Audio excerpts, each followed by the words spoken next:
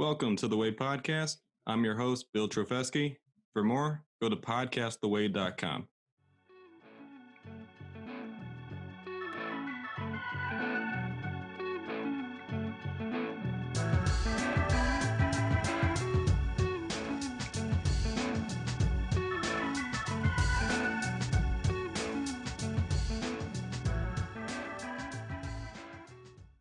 This is FM 91.7 WHUS Stores at the top of the hour. I am sitting with Jack Fiquette, who is a top 9% in competitive chess playing. How's it going, Jack? Hey, I'm doing quite well. How are you doing? I'm doing good. It's a good day. Can you tell the audience a little bit about yourself? How do you get into chess? Sure, yeah. So I am, let's see, how far back do I go here? I went to Ohio Wesleyan for undergrad, finished with psychology, just finished up my law degree, just took the Texas bar, hoping that turns out okay. I'll go into law, but in my college days, I had a friend that was, I'd say a post-beginner at chess, and he would challenge me to games, and he would always beat me, but it was always close enough to be tantalizing. I always had hope. And one day I just had enough and decided to go to the school library and check out all of the chess books. And since then, I've just had the bug. You were hooked. That's right. You said psychology. Do you ever use that when you play chess? That's an interesting question. So there are certain things that you might be able to try to employ and use against your opponent.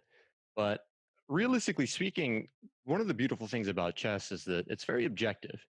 So if anything, relying on psychology to beat an opponent might actually backfire because it could lead you away from what is objectively the best move to play some sneaky, deceptive, tricky move that ends up, getting refuted over the board.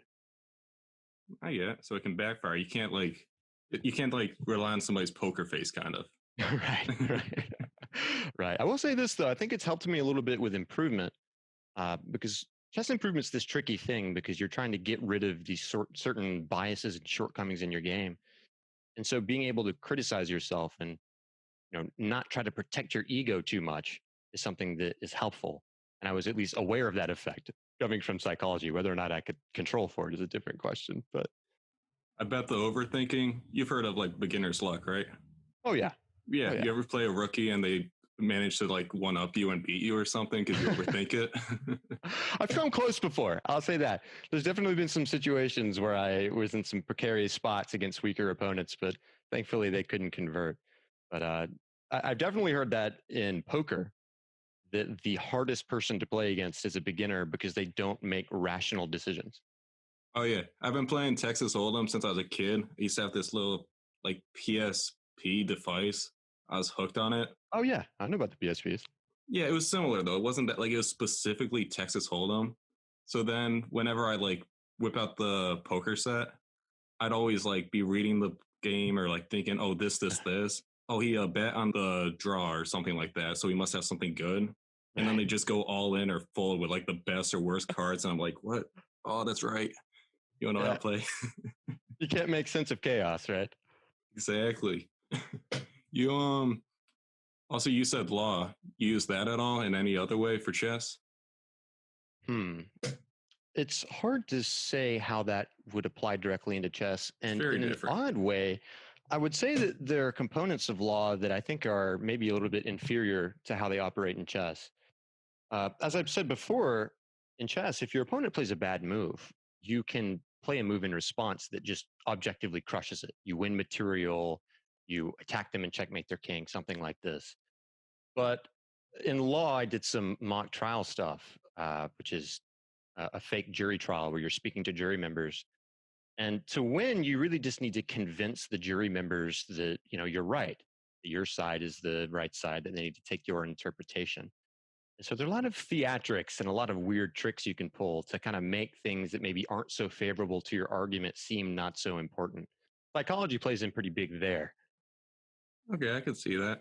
When you're, say, walking around or going to a store, you're debating or anything like that, does chess ever pop into your head like, oh, sort of, if I set this up and this up, I can get a kind of checkmate in life? Well, that's an interesting question. I think it's definitely got me in the habit of doing more calculating of what my opponent's responses are going to be.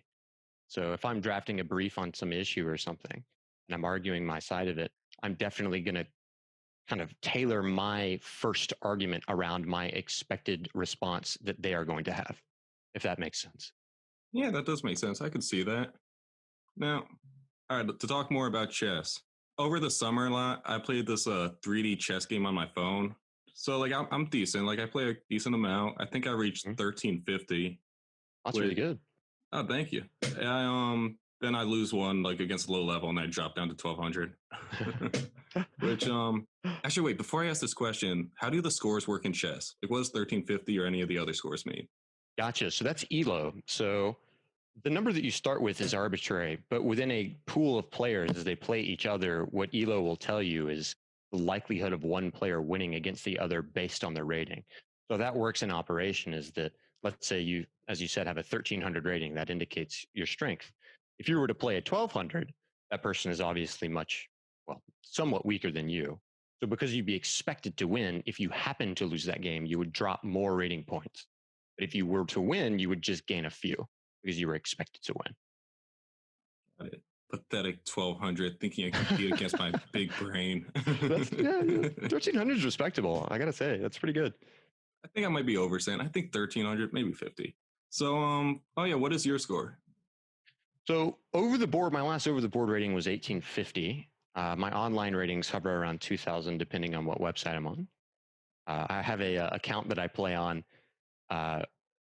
for only after I've been drinking a little bit. Because you have a few drinks and you want to play chess, but you don't want to tank your rating, so you make the drunk account, right? And then it somehow outperforms your sober account, right? Exactly, right. Maybe that's the secret. It could be. Then you get that sort of beginning unpredictability. Like, what's this guy doing? I need to overanalyze, and he won. I'm trying to remember. There was an old, like a well-known chess player from, I want to say like, how was it, the late 1800s, maybe early 1900s, and his name was like Joseph Henry Blackburn, or maybe something like that. I think Blackburn. And he was known for coming to tournaments just blitzed out of his mind. And he went to play a simultaneous match against some college, and the kids wanted to ensure that they could beat him, and they knew that he was an alcoholic. And so they set up the simul and then put 2 scotch bottles out on the first board. So the legend goes. And Blackburn shows up, drinks both bottles, and the anecdote suggests that his play was getting stronger and stronger throughout the event.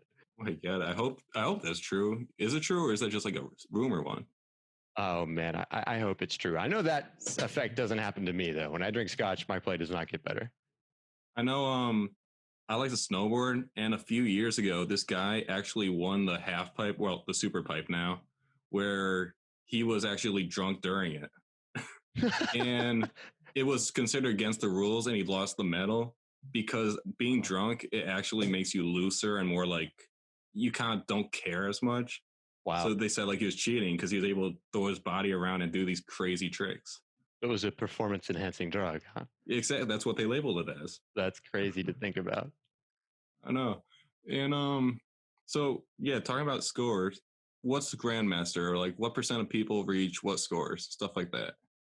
So it's going to depend on each rating pool, though you would imagine that there is some consistency between each ELO rating. At 1850, I was in the top 9% of the United States Chess Federation competitive players.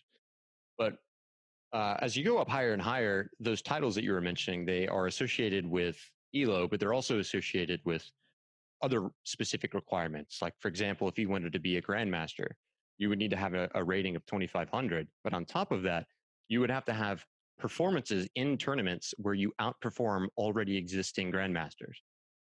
And that'll earn you a norm, and you need a certain number of norms before you can become a GM.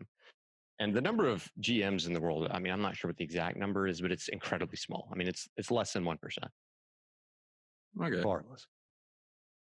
Yeah, definitely tough. Okay, so before the story that I was saying, and then I asked about the ELO score. So we played a game of chess, right? Yeah, that was a good game. Yeah, and I think I lost in, like I said before, like I'm a decent player, all that stuff. I think 16 moves, the game was over. So, but when 16, how many moves before that did you see the checkmate? So I'm trying to remember the game, and I noticed that you made a couple compromising pawn moves at one point out of the opening. You moved to G pawn, and that allowed me to give a check on the H4 square and force your king to move away from E1 so you couldn't castle anymore. So I knew you were in danger then. So I knew that I needed to be looking for checkmates. But you did well in actually defending, and I had a couple opportunities kind of coming up, and you managed to play moves that thwarted them. So I definitely saw some motifs of mates coming, but it wasn't maybe until a move or two, maybe 2 or 3 moves before it actually landed on the board that I had full knowledge that that was the specific mate that was going to come down. But there are some positions where that depth of calculation is really, really, really important. Like there have been positions that I've been at over the board where there was a very critical move, maybe 10 or 11 moves deep in, that refuted the entire variation, and I had to switch up and play something else. But at the same time, there are certain positions where calculating doesn't really help you, and you need to play a move that just makes the most sense and is the most consistent with the position. I got it. So sometimes you'll see a whole array of moves that could line up, but they all depend on one move. While other times it's just this. I like my chances if I move here. Yeah, exactly. And those, man, there's nothing more annoying than that. When you calculate out some beautiful line that's like 10 moves deep and you think you have a win. And then if you had gone one move further, you realize that your opponent has a reputation. So when you play it, you end up getting busted. Gotcha. One thing about when I play, I like to use my pawns. I like to do the double jump, or I forget I don't know what you call it, but I like to set them up where they're all defending and they kind of block. Is that a strategy that a lot of chess players use, or do people like to throw out their horses more? Or I think that's the wrong term actually, but other No, I players. understand what you mean. Actually, that isn't. You were talking about putting 2 pawns next to one another, kind of 2 spaces out from their original location. That's actually a really important strategic concept, because if you can kind of imagine 2 pawns side by side like that, they control an entire block of squares almost. And if they instead are kind of diagonal, you can imagine a pawn on d4 and e3, they protect one another, but they don't control as much space together. So actually, some people call that a phalanx when you put the 2 pawns together like that.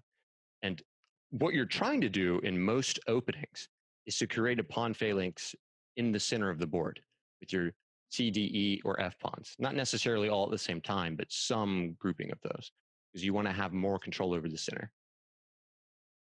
Okay, but what if somebody took one of the pawns? Wouldn't like the other pawn can't defend it or something? So doesn't it become kind of useless, like a free take, or do you need to always have it defended? That's a really good point. You know, at higher levels of play, one pawn can be the difference between winning and losing, depending on what type of pawn it was. If it was a center pawn, if it was an important pawn. So having a big center is something that's very important, having that phalanx in the center. But as you pointed out, it can be also a liability. And if your opponent can attack it and take one of those pawns, then it actually has ended up hurting you. So this is kind of the complex nature of chess. It is that, yes, you do want to have a big, strong center, but it's yin and yang. Right? On the whole, it's something you want, but there is drawback that you have to be aware of. And if you aren't paying attention, it can end up hurting you. I have a stat that, well, first, white pieces go first, black pieces go second, right? Correct. White pieces win 37.81%, while black wins 28.19%. And this is just from chessgames.com. So if you're going second, is it really just are you trying to draw more than win? So that's exactly what's happening at the higher levels of play. So the reason behind that is that when you start a game of chess, the pieces all mirror one another. So there's no difference between the positions. So it would be impossible to suggest that either side has some sort of advantage. But because, one side has to move first, that one tempo manifests as some amount of advantage. And some have postulated that that advantage is about 1/10 of a pawn worth of an advantage. And that much of an advantage is not enough to win off of, right? You still would be within the realm in which the expected outcome would be a draw. However, the stronger you get, the better you are at exploiting very tiny little advantages. So at the amateur level of play, is 1/10 of a pawn an advantage enough to ensure that you're going to have a long lasting lead? Probably not. But at the higher levels of play, like at the grandmaster level, international master level, so forth, they can press that tiny, tiny, tiny little advantage in a very serious way. So when you're playing black, realistically speaking, oftentimes you start the game with the objective of trying to just stay equal, and at the end of the game, that might manifest as a draw. So if you, for example, in match strategy, like, uh, here's a great example in the World Championship match in '72 with Bobby Fischer and Boris Spassky. Both sides really were going to go for the win when they had the white pieces, and a quote win for them with the black pieces would be a draw. Of course, if you can win with the black pieces, that's huge.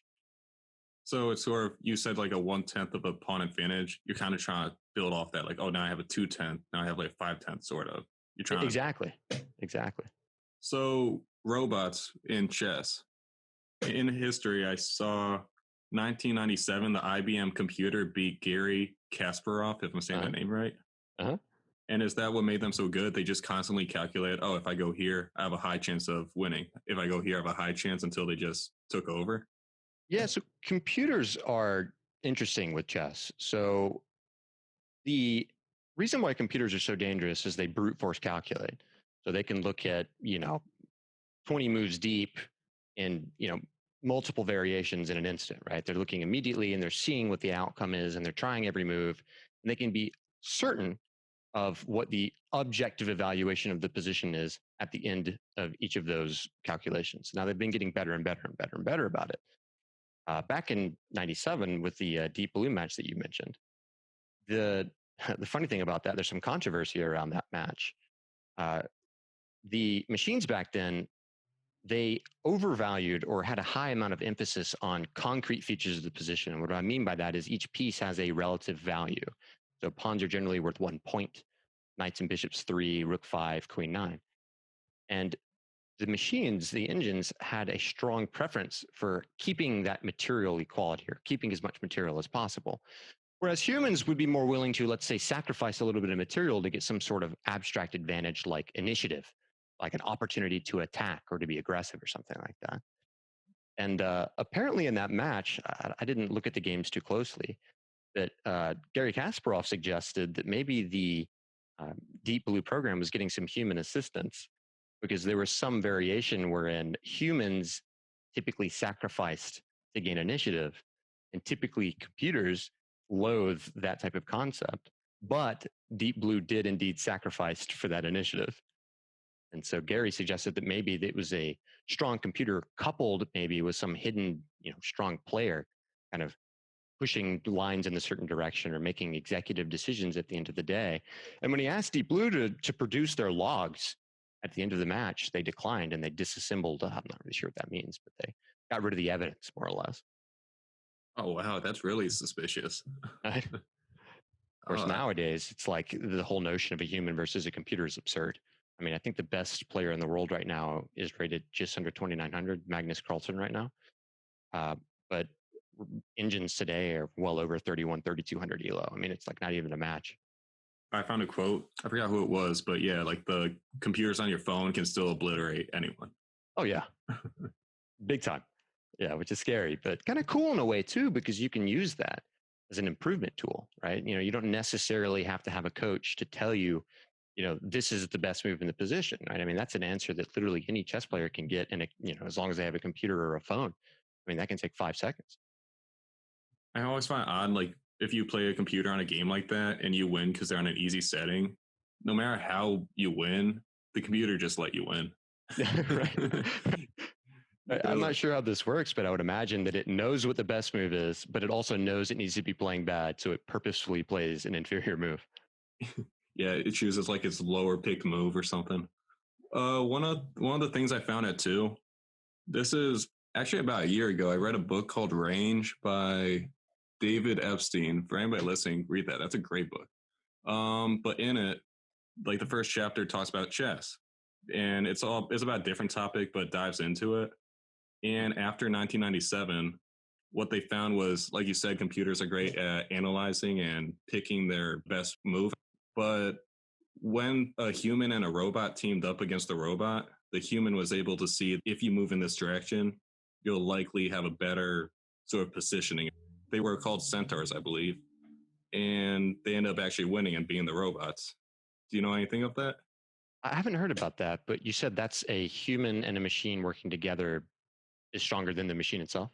Yeah, it was basically like the strategy of the person combined with the analytics of the robot allowed them to, like, be IBM computers and stuff like that. Yeah, that's the exact complaint that Gary Kasparov had. That's what he was worried about.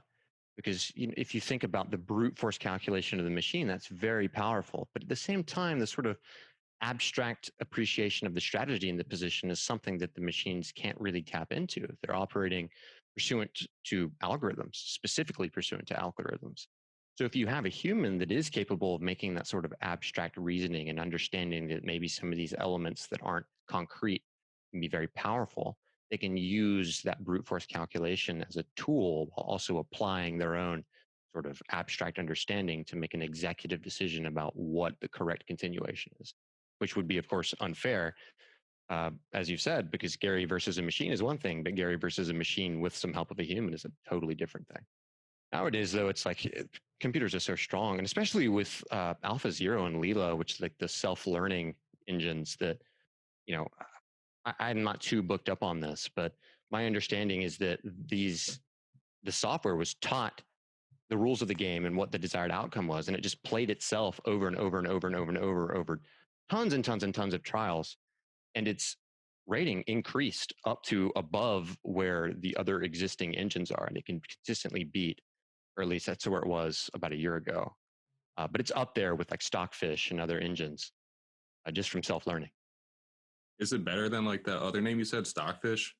The last time I was looking at it, which was about a year ago, it was stronger than Stockfish. There was a little bit of a concern as to the terms of the test or the game that they played under, because as I understand it, AlphaZero and Leela, the self-learning neural nets, rely on GPU to process, whereas Stockfish is more CPU intensive, and they played each other apparently in some means that put Stockfish at a disadvantage because of the hardware. But I'm not sure if that had any weight to it or not. But because objectively, the last time I looked at it, Leela and Stockfish, the neural nets, were beating the traditional engines. I think a lot of people are probably in the same boat where robots, machines, AIs, they're like really cool, but they're also kind of creepy because like you could beat it, but then, well, it's just going to learn from that and beat you again or beat you in the future. I mean, now you can't beat it, but like if you somehow found some incredible way to, then it just learns and beats you. Yeah, exactly. So then I suppose the question that we should worry about is hopefully they don't get motivated to get too out of hand. I know, exactly. That's why I treat my laptop kindly. I don't drop it, nothing. I mean, I did drop it. My camera doesn't work now, but I'm going to get it fixed. Well, the camera doesn't work, so it didn't know it was you, right? Exactly. Yeah, exactly. There we go. Well, They're not smart yet. Well, the funny thing about that, though, is that, I've heard that concern, like the Skynet concern, right? Machines are going to become self-aware and take over because they have the means to do so. But I can't help but wonder, is that not kind of projecting a little bit of our own human desires and interests upon this thing that is not a product of evolution like us? Like, I think it is implicit with us to have a fear of death, right? Self-protection. I'm not entirely sure that a machine, an AI in that regard, would have that same desire. It sounds very crazy because it's like, oh yeah, of course we are all going to fear death and want to try to protect ourselves and increase our wealth and power and such. But it might be a product of something that is from the genesis of evolution, something that the machines necessarily don't have. I can see that. It's because again, it's a very different mindset. Like, I forget what it's called, but you know that album or final disc that was sent out into space for like aliens to pick up and read? No, I didn't hear about that. What? Oh, this a while ago, but the Voyager. You heard about that? Basically, 1977, they took a final disc album, and each track is like, well, some of them are songs. Well, a lot of them are songs actually, and a lot of them are like different like beeping or sounds and stuff like that to sort of, it has a lot of drawings on top of it too. Just so if an alien finds it, it tells them where we are in the solar system. It gives them formulas. I think they use like ones and zeros to describe because obviously the language will be different, but they also use different languages. And like one of the things there is like, again, we have a very human evolution. So we have a very background. So things that are simple to us for like a robot or an alien could be completely different. Yeah, that's interesting, because I was reading up on the Fermi's paradox the other day, which is like, where is all this, we've been here for forever. There's so much vastness in space. Why is there no signs of any life? And I think Carl Sagan has this quote of saying that, like, yeah, it's very interesting, but if we are newcomers to this sort of cosmic stage, maybe we shouldn't be too quick to identify our location. That could be our filter. Right? Yeah, the great filter. Exactly. Yeah. Exactly. Curse Guards, or I forget what they called, some German YouTube station did a great video on that. Got the posters on my wall. But nice. I gotta bring it back to chess. Of course, sorry about that. It's all good. That's on me. So I saw a saying that chess is 99% tactics. What are your thoughts on that? That's a great quote. All right. And I have to say that for adult improvers, there's this plateau that's very common at about 1400 ELO. I hit it for sure. And oftentimes it is the case that adults haven't spent a substantial amount of time improving their skill at the game. And instead, their interest is in trying to expand their knowledge. And when I say skill, I'm almost specifically referring to tactics. And I mean, that the quote is so true because strategy itself kind of rests upon the concrete features of the position. So you're saying, like, okay, can I go deliver checkmate? Right? Because if you can, then there's not really any strategy beyond that to consider. That is objectively the best thing to do. Right? Similarly, you could say the same thing about winning material, right? It's like if I can win material from my opponent, the only thing that would be better than that would be to deliver checkmate. And if I can't deliver mate, but I can win material, there's not really much more strategic thought required. You just go execute the tactic. But it's like, okay, what if I can't win material either? And then this is where you start to say, like, okay, well, now I'm trying to do things that are more strategy oriented. I'm trying to increase the value of my pieces or make even trades that in the context of this position are going to favor me. But even there, when you're making these assumptions, you are making moves based on the results of the forcing moves in the position. That's the vehicle by which you express your strategic ideas. So all of chess is tactics. That 99% is maybe even conservative, right? That tiny little bit of strategy at the end itself rests upon a requirement and a good execution of tactics. Got it. Are you playing to get as many pieces as you can, or are you playing to set yourself up for a checkmate? So it's going to depend on the position. That's a good question. There are certain positions wherein the plan that is the best is an all-out attack on the enemy king. And that sometimes is the case because your opponent's going to be doing the exact same thing with you. This happens most often when you have opposite sides castling. So if my king is on the king side and your king is on the queen side, then I can launch my queen side pawns at your king without exposing my king. So both sides just brutally go for one another. And if you are in a position like that and you're trying to play slow and smart and get tiny advantages, you're going to get blown off the board pretty quickly. But in other situations, if you try to attack when you aren't really in a position to do so, like let's say you don't have a good foothold in the center, or you have some sort of issues on your side of the board, or there's some sort of risk involved in attack. In that situation, your opponent is going to be in a position to refute your attack and then initiate their own. So there are some positions where attacking is critical. There are other positions where, realistically speaking, it's more about looking to win material, but more about accumulating small advantages that you're trying to exploit by having those manifest into a situation in which you can win material. I'm assuming this is offense versus defense. I didn't find the definition. But are you a quiet positions player or a dynamics positions player? Wow, that's a good question. It's interesting because it's a complicated question within chess, and it's something that has kind of changed over the history of chess generally.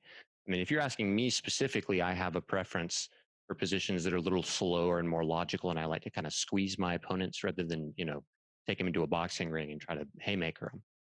But at the same time, Anatoly Karpov has this quote that says, like, style, like, I have no style. I play the best moves, right? And the point that he's making is that objectively the best move, the move that has the most value, is the one that needs to be played. And if you have a preference that is inconsistent with that, then that preference itself is going to make you a weaker player. So you need to get rid of that. So you need to be capable of playing in positions that are very aggressive and very offensive, like slug matches, right? But you also need to be capable, if you're going to be great, of playing these sort of slow maneuvering positions. Now, preference still exists because sometimes in chess, there can be a fork in the road that lead to drastically different styles and types of positions, but they're equal in terms of their objective evaluation. So then it is just a matter of what you as a person prefer. Okay, I can understand that. So bring it back. You said castling. That's a big. I see a lot of chess players like to castle, but wouldn't you not want to? Because doesn't that put your king kind of trapped in the corner? It's interesting. So the king is actually safer in most positions on the side of the board, specifically because the fight in the game of chess is over the center. So both sides know that the man or woman who controls the center of the board is the one who should win the game. And it is going to kind of, the specific reason for that will change from game to game. But generally speaking, if you have your pieces located in the center of the board and it becomes advantageous for you to attack on the queen side, then you don't really have to maneuver your pieces very far to get there. Right? The center has access to all parts of the board. But if you're stuck having your pieces all on the queen side and then suddenly it becomes fortuitous for you to attack or even necessary for you to defend on the king side, then it takes time for you to slowly start to consolidate your pieces from left or, from the queen side to the king side or vice versa. So if you're leaving the king in the center of the board and all the fighting is going on in the center, it can be very often the case that your king winds up in a lot of danger and you have to spend time defending against threats to your king rather than trying to improve your position. So when we played our game, I put a lot of my pawns out in the center in the beginning. So I was kind of doing a good strategy without realizing it. Yeah, your intuition was great. It only backfired on one move, and it's actually perfect for the topic that we're discussing now. Is you moved your G pawn, which allowed me to deliver a check to your king, forcing your king to move, making it impossible for you to castle. All right. What's your favorite opening? Oh man, so the first opening that I loved is called the Queen's Gambit Declined. Right, so that's 1d4, d5, 2c4, and I played the heck out of that as a beginner until I got to my first plateau. And then, actually, no, well, regardless, then I decided that maybe my problem was that I was weak in the more tactical side of the game and I was really playing to my strengths, but it kind of helped insulate my weakness and hold me back in the long run. So I switched to more aggressive openings after that and started playing all sorts of different things. I played the Scotch as white. I've dabbled with the Italian. Right now I'm playing the Spanish, which is e4, e5, knight f3, knight c6, bishop b5. But my favorite opening, though, period, is got to be the Sicilian, and that's a defense that the black can play. What the Sicilian, the one before, can you kind of describe a little bit what that is? Because you're throwing a lot of letters and numbers. Yeah, I'm sorry about that. So generally speaking, in the opening, both sides look to very efficiently get their pieces out and have their central pawns controlling the center. And so the Spanish, or the Ruy Lopez as it's called, is an opening by white wherein white moves his center pawn, his e4 out to his e pawn out to e4. Black mirrors him by doing the same. Then white develops a kingside knight to f3, attacking the e5 pawn. Black responds by developing his queen's knight to c6. And then white develops his light square bishop to b5, attacking black's queenside knight, trying to undermine the defense of that pawn in the center. And there are tons and tons and tons of variations after that that can arise that both players can opt for. But both sides, really, what they're trying to do is just get a solid foothold in the center and develop their pieces quickly and efficiently and get castled before they start fighting. The Sicilian is interesting because it kind of switches things up a little bit, because it starts with one e4 from white, and then black responds with c5, which is moving a pawn that isn't necessarily a center pawn. It's not the d or the e pawn. And it doesn't really facilitate quick development because it only opens up one diagonal for the queen and not any of black's other pieces. But the idea is that it exerts additional control over the center, making it more difficult for white to ever play his d pawn to d4, making a phalanx. If he ever were to do that, then black would capture. And so that creates an imbalance in the position immediately, wherein white has easier development and he can get his pieces out more quickly.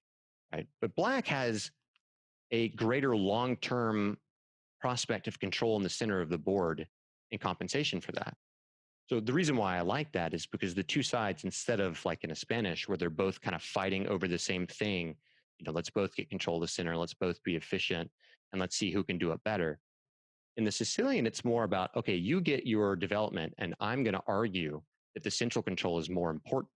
And so instead of fighting over the same variables, we're trying to argue which of our variables is more impactful. Which one ends up being more impactful? So it's not clear in theory. The games go both ways, but I can say that it's typically very combative. Right? I've won wonderful games in the Sicilian on both sides, playing on the white side and the black side.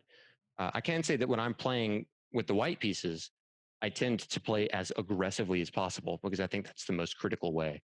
Some people like to try to shy away from that offer by black to say, hey, let's each take a variable and really fight to the death over which one's going to be more important in this position. Some people shy away and they play a move that kind of, I guess philosophically equalizes things. And they'll either, like the Alpine Sicilian is one where instead of playing for quick initiative, white instead takes time to also control the center. And so again, it kind of transitions back into we're both fighting over the same stuff. But if you ask me, it's like, I think it's best to play the open, which is the white's going to get out as fast as possible and start attacking to really try to prove his initiative is more important.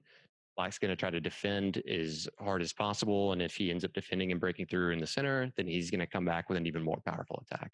A lot of fun. It's really sharp. It's tough to play, but that's the beauty of chess. When you go second, do they dictate pretty much what your strategy is going to be? They can. You definitely have a little bit of influence in trying to push the game in certain directions. But for example, if you are, as a black player, if you love playing the Sicilian, right, and your opponent plays 1d4, you can't play the Sicilian anymore. Right? I mean, I suppose that it might be possible to transpose, meaning that there might be some sequence of moves that incidentally leads into a Sicilian, but it's incredibly unlikely. Your chances at that point are basically zero. So you need to play some other defense, right? Yeah. Okay, I get that. So before a game, before a match, how much training or preparing do you do?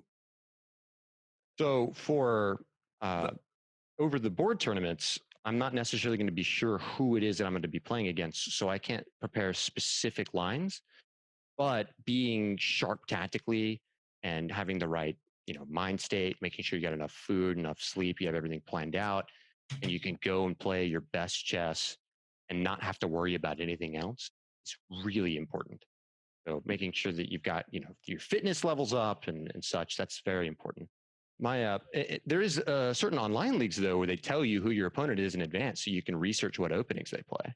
And so that gives preparation a whole new spin, where instead of saying, I need to refine my openings that I play generally, you can say, oh, my opponent really likes this one line. I'm going to master this line and prepare like a trap for him. When you prepare, you eat a banana in the morning. I hear that's supposed to be like a good brain food. Is it? That's what I heard. I don't know how true it is. That's just like through the grapevine. Well, maybe I should start. There you go. Boost your score a good 300. Magnus Carlsen, when he was coming up through the ranks, and when he was dominating the top scene, he always was seen with like a bottle with some orange liquid in it. And I'm assuming it was just orange juice. But wasn't like the other story where it's alcohol. Right. Yeah, maybe it wasn't just orange juice, right? Maybe it was orange juice and a little something else in there. But maybe it made some people think like, oh, maybe I need to start drinking more orange juice. See that? Okay, so there's a lot of openings. How many openings or how many moves are usually just repetition, like following a pattern where, oh, he did the Sicilian, so now I have to match with this move, this move, this move? Yeah, so that is going to, again, generally depend on the opening. There are some openings that are not so intensive on theory, and that's what what chess players call that is opening theory. Like for example, the London system is a system whereby white is basically going to play the same moves over and over and over and over and over without really regard to what black is doing. There are also openings where the theory can run maybe even like 30 moves deep, maybe even further than that. I mean, in the Sicilian Dragon, there's a particular well-known variation that goes well into the end game, and it's very sharp and critical. And if you don't really know what you're doing, you can end up with a disadvantage. Okay, I'm gonna leave the technical and start talking about. We talked about who Critical is before, right? Yeah, absolutely. You see his match with who is it, QMC? Oh, XQC in PogChamps. XQC. Yeah, and he won in 4 moves. What's that called again? Yeah, so it was similar to the Scholar's Mate, but it wasn't quite that. I remember the game. So it was Critical was playing on the black side of his Scotch, and he plays this Bishop C5 variation uh, combined with Queen F6. And the idea is that, those pieces are concentrating on the F2 square, and if the queen could capture there, then it would be checkmate. However, white has a knight on d4 blocking the bishop's control of the f2 square, and XQC, without really understanding what this bishop c5 move attacking his knight was really doing, moved his knight away and opened up the checkmate. So I feel for him, but he should have taken a little bit more time to think about what was happening. Yeah, like when you watch that, everybody's reaction is just like speechless. Nobody makes a single reaction except for Critical or Charlie, who I can't say what he said like on the radio, but he was throbbing. Yeah, he was in the background and shouting some stuff. Good stuff, not bad stuff. Yeah, that was. Dude, I loved watching both those PogChamps. I know it probably only lasted like 30 seconds though, right? That one match, yeah. Oof. Bummer. I feel bad for XQC too, because he wasn't the first mainstream streamer to start dabbling with chess, but he was probably the one that had the most influence on transitioning chess into its appeal on Twitch today. I mean, I think Forsen was another one of the guys that's been streaming for a while and doing, just FPS games and other games in general. He was doing chess for a bit. And then Hutch, one of the guys who was in the first PogChamps tournament, he's been doing chess stuff on YouTube, making chess content for a while, even though he's predominantly a Call of Duty and uh, other FPS games type guy. So I kind of felt bad for XQC because he's done a lot of good stuff for chess. I can see that. One of the reasons I bring this up too is, do you know who Grandmaster Ben Feingold is? Yes, absolutely. What are your thoughts on him? Because Critical or Charlie did a video about he likes to gatekeep the chess community. Yeah, so that video was made in response to an outcry from the chess community after part of GM Feingold's stream got clipped. And the clip was basically of him saying that XQC has no talent in life and, he's a goofball, and that this other GM named Hikaru Nakamura, who was creating some content with XQC, Hikaru has been streaming for a while. He's a fantastic player, one of the best in the world. He and XQC were making content together, and Feingold mentioned that Hikaru was just out for money and such. And looking from the outside in, that seems incredibly offensive, right? And XUC saw the clip and took it in a bad way, and his viewers responded in the like kind because, they don't know who Feingold is. They think that he's like a respectable chess grandmaster, right? And when he says very cut and dry, like, these very harmful things, you can only take it as, he means it, right? And so, like, he really is trying to gatekeep. But I'm a little dubious of that notion, because if you watch a Feingold stream for more than 10 minutes, you'll find that although he's very deadpan and he speaks in a very serious way, the things that he says are just ridiculous. Like, he says things to troll people, basically. And, whether or not you like that sense of humor is one thing or another. I could understand people finding that abrasive, right? But to argue that he was trying to gatekeep, I think, is a little insincere. I think what was happening is he's been streaming for a long time, and he saw that, hey, look, like, suddenly there's this, upswing for chess on Twitch. I'm a chess streamer on Twitch. I've been doing this for a long time. Twitch culture is a little abrasive and a little juvenile. I have an abrasive and juvenile sense of humor. Let me say some things that maybe will draw some attention to me. And it just backfired on the poor guy. I only saw like a 30-second clip, but it's not really like that mean image who's hating on it. No, not at all. He's a nut. He's a troll. He says things that are offensive specifically because they're offensive, not necessarily because he means them. Whether or not there's a kernel of truth in them or not, who knows? But he's really saying it just to be, he's got that abrasive sense of humor. And Critical's video, I actually love his videos. I think they're hilarious. But I have to say that this whole chess elitism thing, the history of chess elitism, I've never heard chess and elitism together prior to that event ever. And as for over the board chess, I've been to tons and tons and tons of different clubs, and I've never been to one where I wasn't immediately invited. Chess is already so esoteric, right? It's like you're wearing your pants on your head. When you see someone else wear their pants on their head, you're going to be gravitated towards them. Are you going to be happy for it? And that's how the clubs that I frequent are. Whenever we see a new face, we're more than happy to bring people in under our wings, or if they're strong, to have a new rival to play against. So chess really is more inclusive than exclusive. And I think that this whole history of chess elitism is more something that would be convenient in making the narrative a bit more dramatic and interesting, and not so much something that is realistic. How well do you think chess is a representation of your like intelligence? Oh man, probably not a very good predictor, to be honest. I know some chess players that are fantastic that aren't too quick, but no, I say that jokingly. But intelligence really is your capacity, or rather, how quickly you can learn a new skill or a new ability or something. And you would expect, then, of course, that intelligence will help you become a better chess player. But the science on this that has been coming out recently indicates that the predictor for your skill in chess is the amount of time that you spent dedicated on training. And, maybe for grandmasters who have been training their whole lives, it doesn't really feel like training, right? But to get better at chess, it's much more about nurture than it is nature. I'm glad you said training because I'm going to bring up something in a second. But first, the reason I asked that other question is when I think of chess, I think of somebody in like England who has like a mansion and they're very upper class, like, oh, look at my diamond piece or something like that. And like they kind of maybe like even look down like that elitism. But you're saying there's like none of that in the community. Nobody looks down thinking they're smarter than the other person. Right. But that theme that you're aware of is relevant. Like we were talking about mock trial at the beginning of this episode, and I mentioned that you're talking to lay people, and it's actually a known strategy to make your case around a common theme that people are aware of and try to import the facts and context of your case into that theme.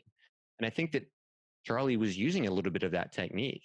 He understood that from the outside in, the layman's perspective of chess is kind of this sort of I'm in my mansion with my cigar, swirling my wine, making my move over my glass board, right?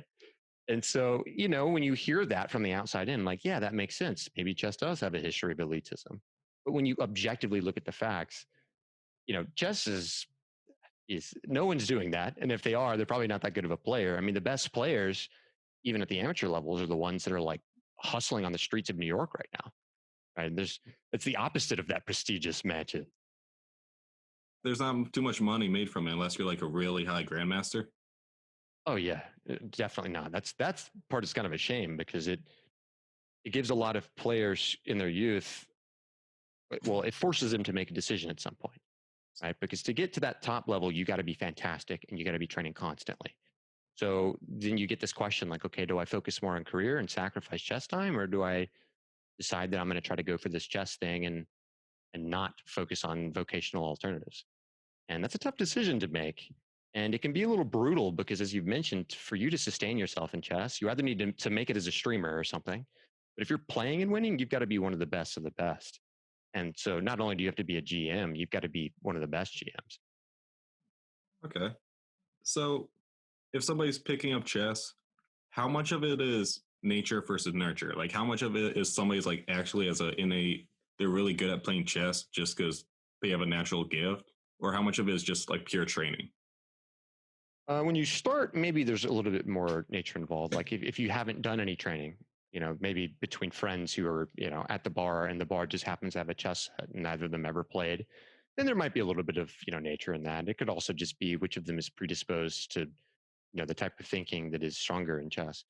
But once you decide, hey, I want to play chess, I want to, even if not playing events online and over the board, but I just want to play online, then the thing that you're going to see is the people that spend more time training are the ones that are going to end up winning.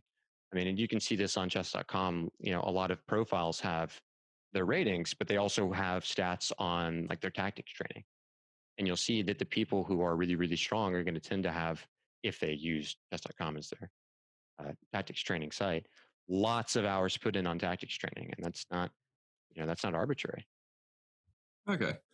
The reason when you brought up training before I got excited is because do you know who the Polgars are? Yeah, of course. Absolutely. For the audience, the father Lazio and his wife Clara made an experiment with their daughters where pretty much just past birth, they train them constantly in chess to try and make them the best, to prove that if you just train someone as much as possible on topic, they will become the best. And they made it pretty far. The daughter Susan, well, really far. She won chess tournaments at the age of 4 with grown men in it. The daughter Judith became the youngest grandmaster at the age of 15 and 5 months. This is like some years ago though. This isn't like recent. Judith actually reached 8th in the world. So how accurate is what I just said, and what more do you know about them? So that's a really good point for two reasons. One is that, it is evidence of nurture over nature, and Susan and Judith are phenomenal players. I don't actually remember the name of the third Polgar sister. I think she kind of stopped her interest in chess, but even she got to a really respectable rating. I think she was at least a master, and then she decided to, pursue other things. But Susan and Judith are monsters, especially Judith. I mean, she's incredibly strong. But a second question to the nature and nurture thing is, okay, why is it that chess is so dominated by men? Like, why are there so many men in chess? It's like 16-1 at the professional level, and it's just crazy to think about. And so it's like, well, what is the cause of this? And people have different theories, and some of the theories are pretty terrible, right? Some of them are decent, but I think Laszlo Polgar's efforts here really were important and instrumental in kind of eliminating some of the misconceptions about the differences between men and women, specifically in regards to chess. I mean, both Bobby Fischer and Garry Kasparov had been on the record of suggesting that women are just, incapable of playing chess well, right? And it seems pretty sexist. But both of them actually had interactions with the Polgar sisters that changed their mind. In fact, Bobby actually spent a lot of time with the Polgar sisters playing games with them. And, there were accounts of suggesting that there's this cute little girl in, ponytails roughing up on the world champion. Right. So, I mean, that'll change your schema of that, men versus women thing pretty quickly. Same with Garry Kasparov. In fact, I can't remember the tournament, but there was some tournament where Judith, I think she ended up either drawing or losing to Kasparov. But in the game where she got knocked out, Kasparov allegedly broke the touch move rule, and he touched a piece with the intent to move it, but then he let go of it and moved another piece. And in chess over the board, if you touch a piece, you have to move it. And if he had moved the piece that he touched, then Judith would have won the game. And so there's some controversy around that, suggesting that maybe Judith should have won in that tournament instead of Garry Kasparov. And Gary's a fantastic chess player, world champion, one of the best. But that also changed his mind a little bit about this whole men versus women thing. Wait, Kasparov, he came up twice. Is there like a lot of kind of cheating in chess or a lot of shady stuff? What do you mean by that? You said with like the IBM computer, it was you're like, they kind of cheated against him, and now like he kind of cheated against the daughter. Yeah, so it's not clear if he actually did violate the touch move rule or not. But that type of cheating, in my mind, is something that is not okay, but it's tolerable because you're still playing chess, right? It's not like the type of cheating that you're actually seeing occur somewhat in over the board chess, but a whole lot in online chess, where you're referring to an engine to help you in the middle of the game. Right? I mean, there's some GM who's semi-famous, well, he's not a GM anymore, named Igor Nausas, that got caught a couple of years ago in the bathroom, in a bathroom stall, with his phone, consulting his phone on what moves to play. And they stripped him of his title and banned him for some number of years. But apparently he was in the news again the other day in that he registered himself under a different name in FIDE, was hoping to play again. Okay. I guess they caught him again and then have kicked him again. But yeah, cheating in that regard is nasty. And in online chess, it's even harder to detect someone that's cheating, right? I mean, if someone's sophisticated with it, they can just consult an engine to see if their move is terrible or good or whatever. And if someone's putting in moves 1-1, you'd be able to detect that, with some consistency. But the concern is that on any one game, it's really difficult to tell if someone is playing cleanly or not. And when you as an individual are playing a human being that you can't see, and you're under the complete veil of anonymity supplied by the internet, apparently it has proven too easy, too seductive, I suppose, to people to get persuaded to cheat, to boost their online rating and such. And I think it's awful. I think it's kind of holding chess back in a pretty serious way in online chess, because if you're interested in chess and someone cheats against you, you're training and spending time on it, and you just get destroyed. There's like, first of all, it's wasting your time, but it's just demoralizing. Like when we played our game, I could have pulled out a second laptop or something, and I mean, I could have made some bad moves, but I could have also been like, "Oh, the computer says this move," and like won that. Yeah, exactly. 100%. And it's like, on any one game, it's hard to detect and understand. Like if you're doing it in a sophisticated way, if you're looking at the computer and not going one for one each move, but if you're doing kind of like what Kasparov suggested Deep Blue did, you're just a human that is consulting an engine occasionally. It's like, there's no way a human's going to beat you, especially not one that's not a super GM, which, most of us aren't. Most of us mere mortals. Okay, I got you. Oh, also one more thing I want to say, bringing it back a bit to the Polgar daughters. All three of them won the women's championship, and I think one of them, I think it was Judith. They asked her like, "Do you want to win the women's championship or something along that line?" And she said, "I want to win the championship, or I want to win the total championship." It's something like that, where she didn't want to win the women's; she just wanted to win the world one. Yeah, and they got rid of everything. And didn't they make it didn't they combine the sexes for a championship and like soon after that? I'm not sure about that. I can say that there is a little bit of controversy around the notion that there are female specific titles. And some people think that that's something that is sexist and it's harmful. But as I mentioned, there are way more men than women in pro chess right now.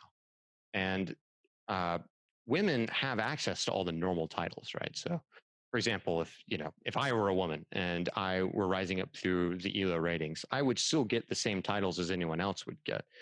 But in addition to that, there are also titles that have slightly less strict restrictions as to how to get them that are specifically for women, right? So you could become a women's national or a women's master and then just become a master and then a women's international master and then an international master, so on and so forth. So it's just meant to be as an additional incentive for female players because realistically speaking, titles really should reflect your position with the rest of the players. So it's like, if you're in this percentile, that should associate with this title.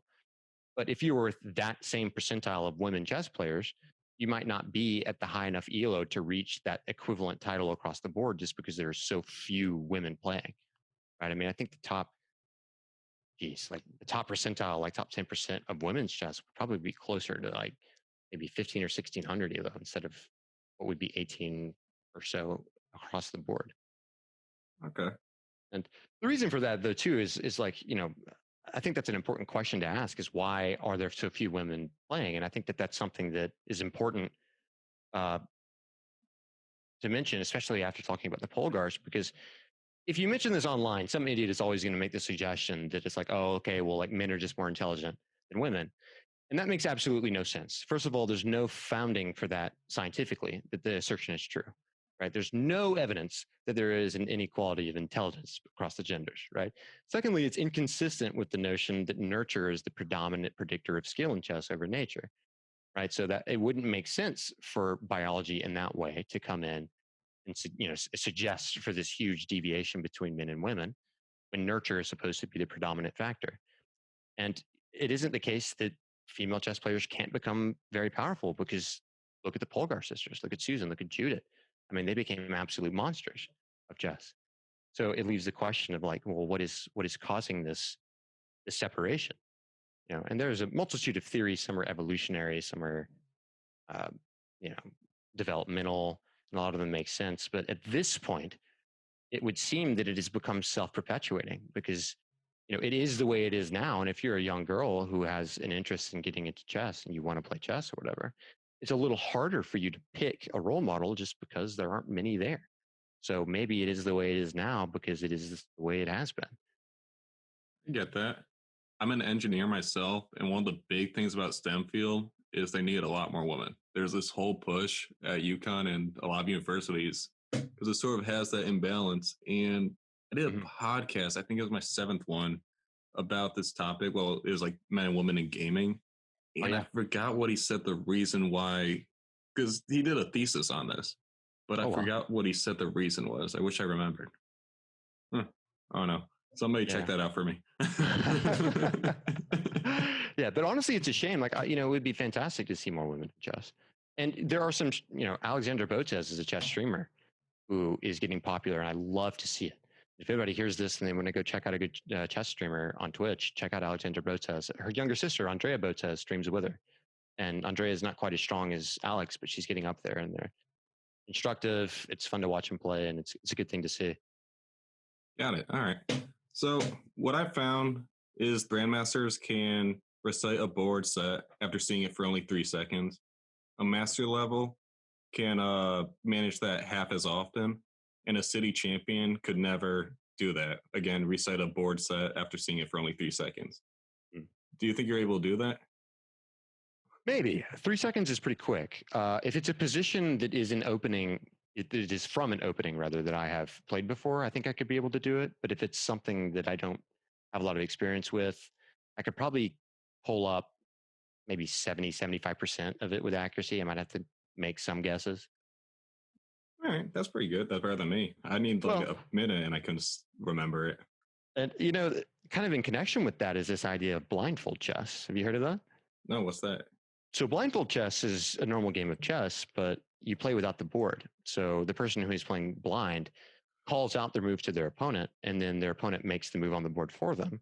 And then the opponent calls their move back to them, and the person that's playing blind just keeps track of all of it in their head and just plays out the entire game. That's a real thing? Yeah. You know, the crazy thing about that is that most chess players at my level are capable of playing one blindfold chess game at a time. I can do it, actually. I can play one game without the board.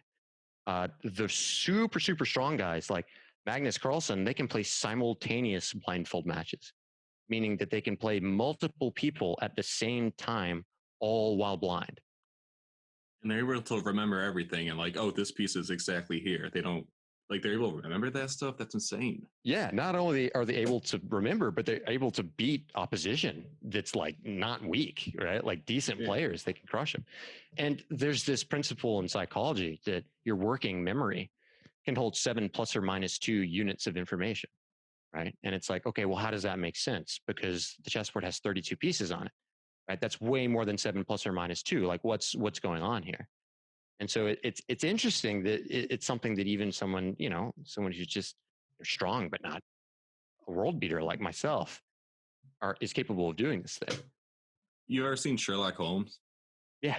I was picturing that scene where they're playing chess and like the chess is kind of like a metaphor for like the movie itself, but they're like, oh, rook to 5-8. And I just thought that was a myth. I thought that was like the movie just being a movie, you know, like, oh, people can't do that. Yeah, no, it's a skill you can develop. And actually it's a skill that you naturally will develop as you get stronger. You can also specifically develop it. But, you know, the idea is that once you've played the game enough and you've like internalized the, the board itself enough, then ultimately what happens is you utilize chunking to say that like, okay, like for example, I know that after black is castled, typically what you'll see is pawns on F, G, and H7, king on G8, rook on F8, knight on F6. And that's like one unit of information that you can make reference to. Right? So instead of remembering each individual location of the pieces, that array of pieces itself is a pattern. But it can get even more, advanced than that. Like I can say to myself, like, oh, this is a Sicilian Najdorf in the English attack where my opponent played a 9G4. And that's a position in my head that I've studied and spent time with before. And so it's almost as if the entire position is just one unit. I just know where everything is because I've seen that position so many times. And if my opponent plays in ways that deviates from that, then it's almost as if each individual deviation is one unit of information that I need to remember. And so it's not so difficult for me to do it because I'm making reference to memories that I have had in those positions before, which is why you see this effect in blindfold chess. Even the super strong guys experience this. It's actually the poker effect. When you play someone who plays moves that are irrational against you, it gets incredibly hard to remember where everything is because you're used to playing opponents who play rational, competitive, strong moves. So if your opponent is just playing nonsense, suddenly you can't rely on your previous experiences to kind of aid you in remembering what's going on in your game. Now you actually have to just raw remember everything, and that's really hard.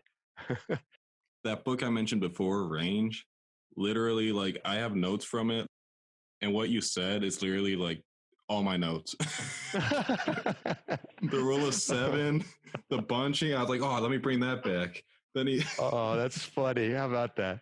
The chunking, all of that. It's like, oh, Yeah, that's how about that? That's fortuitous. Yeah, that's all stuff I learned in college in psychology, and just as I was watching people do this, I was like, wow, this is crazy. Hey, you sure And you then, didn't read that book? You got that from like psych? yeah, that was from my psych degree. That's a good book though. I'm glad that they are, putting good info out there. I think psychology is fascinating. Yeah, and you pretty much answered it too. When they gave these players, like these grandmasters, a chess set that couldn't possibly like exist or like never exist, then they kind of lose that memory. They kind of lose that chunking because that pattern has never come close to existing to them before. Oh, you're saying so when they flash the 3 seconds of the board, if it's just like the pieces in random spots, the Yep. recall of that position is just like everybody else's.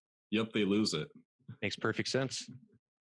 Okay, so psychology. You got any philosophy you've developed from playing chess? From playing chess. Yeah, Well, any kind of outlook in life or in general. so yes, I actually spend a lot of time thinking about philosophy. So I don't want to run off with this and make this question deeper than what you intended it to be.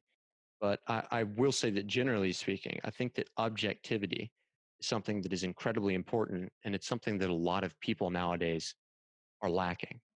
Not in the ability to be objective, but rather in that it is too appealing to rely on subjectivity, and they find themselves in situations where relying on ideology or identity or subjectivity or heuristics in thought to be more validating and rewarding than objectivity would be. And I personally think that, like in chess, if you play a move that is objectively bad because you really like the move, or like maybe I really like positions that are closed, so I close the position, but that objectively makes my position worse. That subjectivity, that preference is only going to serve to hurt you, right? I mean, maybe sometimes you get away with it and win anyway, but still you would prefer to play the moves and make the decisions or craft the policy, etc., that is as objective as possible, or at least has an understanding of facts or the truth with as much adherence to objectivity and science as possible, while eliminating that sort of chaos of subjectivity. To put it shortly, I think that in a decision making context, identity and other similar biases are the antithesis of critical thought. Can you say that in English? Yeah. So if you identify in a particular way, then what is going to be encouraged of you is that your identity is going to suggest the conclusion you want. Right. And then from there, what really you're tasked to do is find arguments and facts that support one another that suggest that conclusion that you want. Right. But objectivity in science, it goes the other way. It says, okay, we have these facts. Let's apply logic to them. Let's test these facts. Let's test the theory.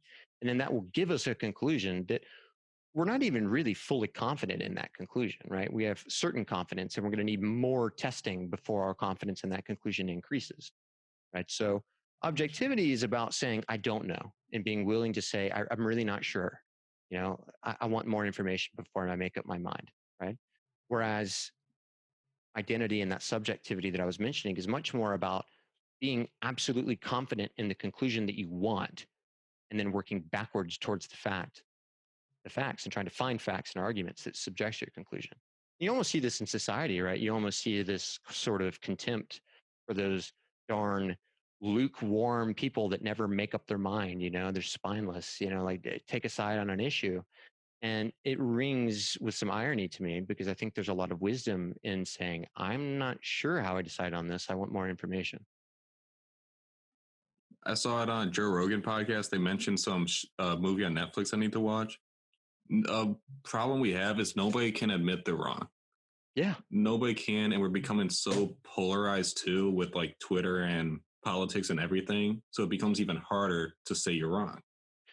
Well, and exactly, if you're on Twitter and you're paying attention to the social climate and you're seeing that tweets of a certain kind, certain sentiments get praise and validation from your environment, then realistically speaking, the intelligent thing for you to do would be to emulate that, right? You would be within, psychological terms, you would be vicariously learning the contingency and then operating subject to it in the anticipation of reward, right? That makes sense. It's like you're doing the thing that you expect will generate reward.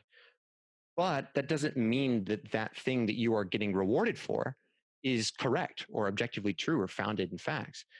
And it often is the case that if you were to rely on objectivity in those situations, you would get punished because people would interpret what you're saying as being antisocial or, you know, anti whatever. It's harmful. But, the reality of the situation is you're not saying that, anti whatever. What you're suggesting is, well, maybe we shouldn't be too certain, right? But that's not satisfying. That's not rewarding. So people don't do it. People want to be right. They, even if the evidence is against them, they kind of want to tweak it so they're always right. They always get that dopamine that I guess I'm satisfied I have the right point or the right viewpoint. But yeah. And it's infiltrated our political system. Sorry to cut you off, but look at the presidential debate. I mean, it's chock full of, name calling and childhood antics, and it's not arbitrary, right? It's not because one side or the other is a doofus. It's because they know it works. They know that is the thing that is demanded from society, right? So if anything, when you see a candidate doing something like that, it's really an indication of our expectation. And on top of that, I think the irony is I've said this to people before, and then they're like, "Oh yeah, like this one politician, or Trump or whatever. Yeah, he does this all the time." And it's like you're making the same mistake by making assumptions about the other side. Right. Again, you're relying on subjectivity to appear right, drawing generalizations rather than remaining objective and saying that, well, maybe the problem isn't us versus them. Maybe the problem is the conception that the problem is us versus them. One of my favorite things I heard is in politics, if you are really set on a politician or somebody is, and they do say they do some action or they put out some policy, think of if the enemy side, like the absolute enemy politician, did that same thing, what would your thoughts be? Or why I said this part too is go to somebody that you know who is very biased, they only like one side, tell them a politician just did this thing. So say it's something good. Say their favorite politician did this good thing, but the bad politician actually did it. Then they'll say, "Oh, I love that. I love that policy. I'm so happy they did it." And then you tell them, "Hey, no, this guy didn't say it. The other guy said it." That's perfect. And it's like a perfect example of that subjectivity working backwards. It's like, I like this politician. My conclusion should be approval. No matter who, if I support that, regardless of the policy, if I support that politician, my conclusion should be approval. And then you try to justify the conclusion by going backwards. It's the opposite of objectivity. But yeah, then their minds are, it's like, oh, and then when you reveal it to them, they're like, "Oh no, I didn't mean I actually think that's good, or I didn't actually mean I think that's bad. I meant like it's like, it's okay. You don't have to, we have a two-party system, but you don't have to be the party. Yeah. And it's so confounding because that problem, that error is unconscious, right? It's bias. So people don't realize they're doing it when they're doing it. So it's hard to come down on them because it's, they're not consciously making the mistake. They're just being a human. So it's hard to break through to them and get them to realize when they're thinking in a way that is subject to bias, because that's the nature of bias. It's like it's happening without you realizing it. I probably do it too, and I have to make sure I don't do it every day. Yeah. And to that end, I think objectivity is a skill, right? I mean, it's like, it's something you have to practice. It's something that you have to be in a situation wherein being objective is rewarding to you so that you internalize and experience that reward and realize that, like, oh, wow, like being objective is actually just as, if not more rewarding than being subjective, which is why I encourage many people to play chess, right? Because I ask myself, like, where did I learn to be objective? And I have to say that I really wasn't good at it until I was in like college, right? And that's separate and away from chess. But I think chess is a rare opportunity that anyone can have, right? Because maybe not everyone can go to college for whatever reason. Maybe their passion is in some trade or something. They don't want to go to college. That's fine, But chess gives you an opportunity to internalize the benefit of objectivity to the detriment of subjectivity. Got it. Sorry, a little off the rails there. No, that's perfect. Off the way. All right, so somebody's going to pick up chess. What's the best advice you can give them? If they're fresh and they know how the pieces move, they know the rules of the game, I would say at first just play. Just get some experience, have some fun. Don't get too caught up in the results. Results oriented thinking in the start can really hurt you. And after you just play it for a little bit, if it's appealing to you, then start looking up some content online. So there's lots of good resources online for learning chess. Lots of good names I could throw out to you. So let's let's say I mentioned the Botez sisters. They have good content. There's this guy named Andros Toth who is not very well known in the chess community, but he's super instructive because he airs some of his private lessons. And a lot of chess coaches want to be very soft and like reinforcing to their students. And they're, no, this was a good try, but did you consider this move? And this guy is like the football coach, man. He's brutal. He's like, no, this is bad. Why did you play this? This is stupid. Did you think it? Why did you think about this? You know that this is the correct idea.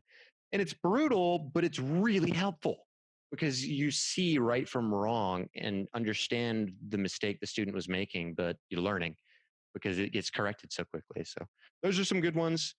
And if you don't want to watch content to improve at chess, you can also start doing tactics training. If you want to get good fast, tactics training is the way, just solve tons and tons and tons of tactics and don't burn yourself out, because if you do, 4 hours of tactics in 1 week, you'd be better. And then, stop for months.